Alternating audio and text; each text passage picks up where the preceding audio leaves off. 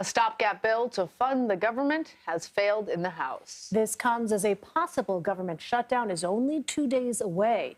198 House members voted in favor of the bill, but 232, including 21 Republicans and all Democratic House members, voted against it. House Speaker Kevin McCarthy teed up this bill, which sought to ramp up border security and cut spending, among other measures, but he lacked the support needed from his own party in order to prevail.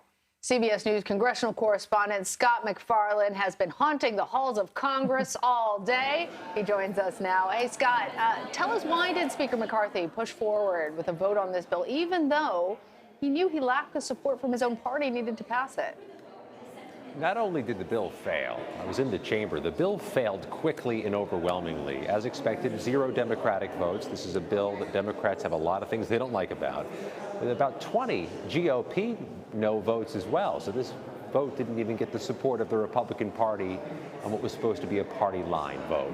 The House Speaker just walked past. We asked what the backup plan is. What do you do now? And didn't announce one, didn't reveal one, which raises the prospect he doesn't have one, and raises the likelihood a shutdown happens at 12:01 a.m. Eastern Time Sunday. There's a reality here that's been stubbornly existent in the House chamber since January 2023. There's been this faction ranging between 5 and 20 members of the House Republican Conference who have opposed Speaker McCarthy, at first opposed his speakership, then opposed some of his procedures, opposed some of the deals he cut, and opposed his operation of this spending bill from the jump. And when it came to a continuing resolution today, this plan to just keep the lights on another 30 days, the votes weren't there. Why he staged the vote knowing it was going down is a difficult question to answer at this point in time. We've been asking it. But I think the better question moving forward is what's next? This is likely going to become a negotiation to reopen the government versus keep it open.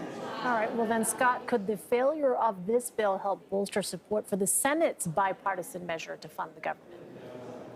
As it stands this afternoon, as the afternoon began, the House Speaker has said that Senate bill, if and when it passes, and it's likely to pass before the weekend's over, will not get a vote on the House floor, saying that his party, his Republican conference, stands opposed to what he calls big spending and a lack of what he calls border initiatives inside the Senate bill. The Senate proposal, this compromise, has about 80% of the Senate behind it. Both parties, both leaders, Senators Schumer and McConnell, have both endorsed it.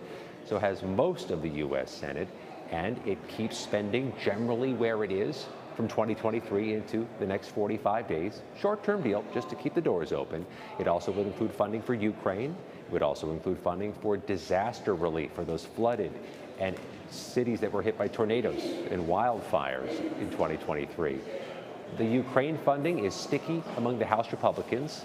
They don't seem to want to get on board that idea. And what's more, they don't like the top line. They don't like the dollar amount, how much is being spent. So the Senate bill, even if it passes, likely doesn't even get to a vote on the House floor, though I should add, Lana and Elaine, if it did, very good prospect it would pass with a lot of Democratic votes.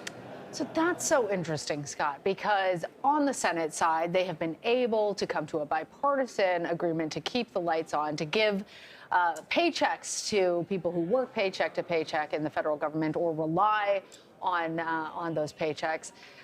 Given that it's just such a small fraction of the Republican Party in the House that are kind of mucking up the gears, is the shutdown inevitable at this point? Is there anything that McCarthy can do? And if there is, in fact, this failure, are Republicans going to be blamed for it? A really good question. Let's start with the last one.